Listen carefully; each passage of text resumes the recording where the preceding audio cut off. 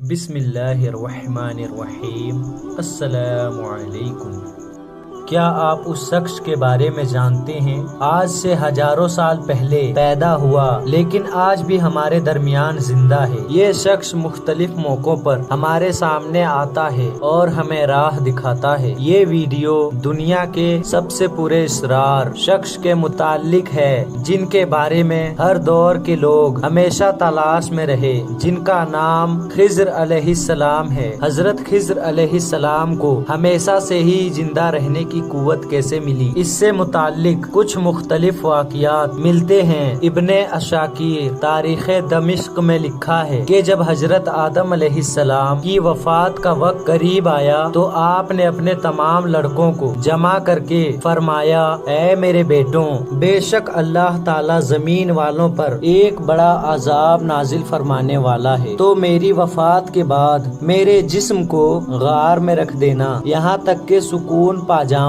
تو میرے جسم کو ملک شام میں دفن کر دینا۔ لہٰذا آپ کی وفات کے بعد حضرت آدم کا جسم مبارک آپ کے بیٹوں کے پاس رہا۔ جب اللہ نے نوح علیہ السلام کو مبعوث فرمایا تو انہوں نے حضرت آدم کے جسم کو اپنے پاس رکھا۔ جس وقت اللہ نے زمین پہ طوفان بھیجا اور پوری زمین ایک زمانہ تک ڈوبی رہی، پھر طوفان ختم ہونے کے بعد حضرت نوح بابل شہر میں آ کر ٹھہرے اور اپنے تینوں بیٹوں سام، حام اور یافس کو وصیت کی کہ آدم علیہ السلام کے جسم مبارک کو اس غار سے لا کر سام میں دفن کر دو جہاں انہوں نے وصیت کی تھی۔ تو ان لڑکوں نے کہا، زمین وحشت ناک ہے، نہ کوئی زمین سے منحوس ہے اور نہ ہی کوئی وہاں کا راستہ جانتا ہے۔ حضرت نوح نے کہا، حضرت آدم علیہ السلام نے اس شخص کے لیے جو ان کے جسم کو دفن کرے گا قیامت تک زندہ رہنے کی دعا کی ہے۔ پھر آپ کا جسم مبارک اسی طرح رہا یہاں تک کہ حضرت آدم کے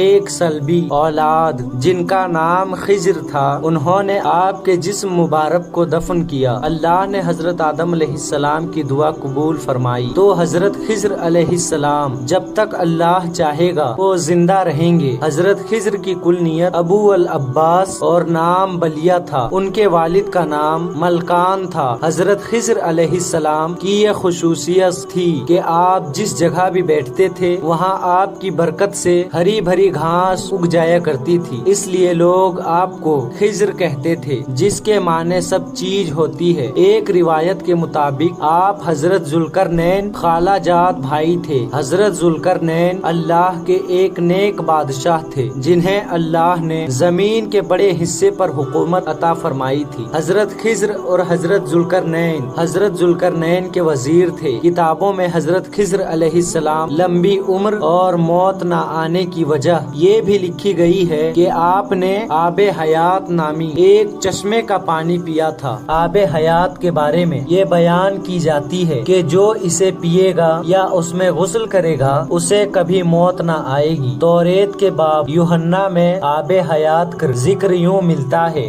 پھر اسے ایک دودھ کی طرح چمکتا ہوا آب حیات کا ایک دریا دکھایا جو خدا کے تخت سے نکل کر اس شہر کے درمیان میں بہتا تھا اور دریا کے پار زندگی کا درخت تھا۔ آب حیات کا ذکر بدین داستانوں اور کتابوں میں بھی ملتا ہے۔ ان داستانوں میں 3 شخص کا ذکر کیا گیا ہے جو آب حیات تک پہنچ گئے تھے، ان میں ایک حضرت الیاس علیہ السلام، دوسرے حضرت ذوالقرنین اور تیسرے حضرت خضر علیہ السلام ہیں، جن میں حضرت خضر اور حضرت الیاس کو ہی وہ پانی نصیب ہوا۔ روایتوں کے مطابق ذوالقرنین نے قدیم تاریخی کتابوں میں پڑھا تھا، سام بن نوح کی اولاد میں سے ایک شخص چشمے حیات سے پانی پی لے گا تو اس کو موت نہ آئے گی، اس لیے حضرت ذوالقرنین نے اس پانی کی تلاش میں مغرب کا سفر کیا۔ ذوالقرنین کے علم میں یہ بات آئی، آب حیات اندھیرے راستوں میں موجود ہے اور وہاں 360 چشمے ہیں، لہٰذا ذوالقرنین نے اپنی لشکر سے 360 8 लोगों को चुना और हर एक को एक एक मछली देकर हजरत खिज्र की सरबराही में रवाना किया। तमाम लोगों को ये हिदायत दी गई कि हर फर्द अपने मछली के साथ चश्मे में उतर जाए और वापस आकर अपनी अपनी मछली जाहिर करे। काफी लंबे सफर और दुश्वारी के बाद आखिरकार ये लोग वो चश्मे तक पहुंच गए। जब वापस आए तो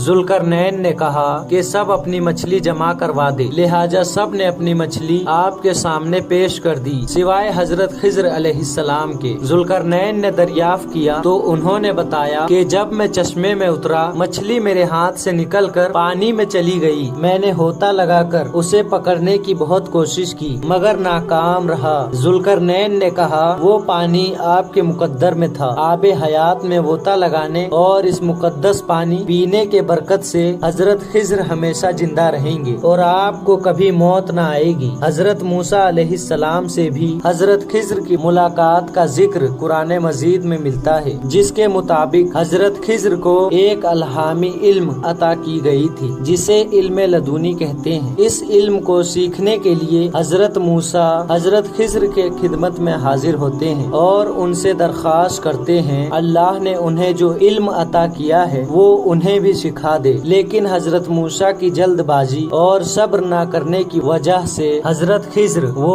इल्म मुकम्मल तौर पर हजरत मूसा अलैहिस्सलाम को नहीं सिखा पाते। बाज उलमा ने इस वाक़ये को दलील बनाकर हजरत खिज्र को नबी करार दिया है, क्योंकि एक पैगंबर को एक आम बंदा कोई इल्म नहीं सिखा सकता। हजरत खिज्र अलैहिस्सलाम को जो इल्म लदुन्नी अता की गई थी इसके जरिए आप मुश्किल में फंसे लोगों की मदद फरमाते हैं और गुमराहों की रहनुमाई करते हैं। लोगों में ये भी मशहूर है कि आप रास्ता भटक जाने वालों को सही राह दिखाते हैं। अगर कोई अल्लाह का नेक बंदा मुश्किल का शिकार होकर रास्ता भटक जाता है तो हजरत खिज्र अलैहिस्सलाम उसकी मदद करने ऐन वक्त पर पहुंचते हैं। रिवायतों के मुताबिक हजरत इलियास अलैहिस्सलाम की जिम्मेदारी समुंदर में लोगों की रहनुमाई करना है और हजरत खिज्र जमीन पर लोगों की रहनुमाई करते हैं। बाज रिवायतों के मुताबिक खिज्र अलैहिस्सलाम ने हजरत मोहम्मद सल्लल्लाहु अलैहि वसल्लम के हाथों पर भी बैत की है और मदीना में आप सल्लल्लाहु अलैहि वसल्लम से मुलाकात के लिए मदीना आया करते थे। इसके अलावा उमर बिन अब्दुल अजीज से भी हजरत खिज्र मुलाकात साबित है। सही मुस्लिम के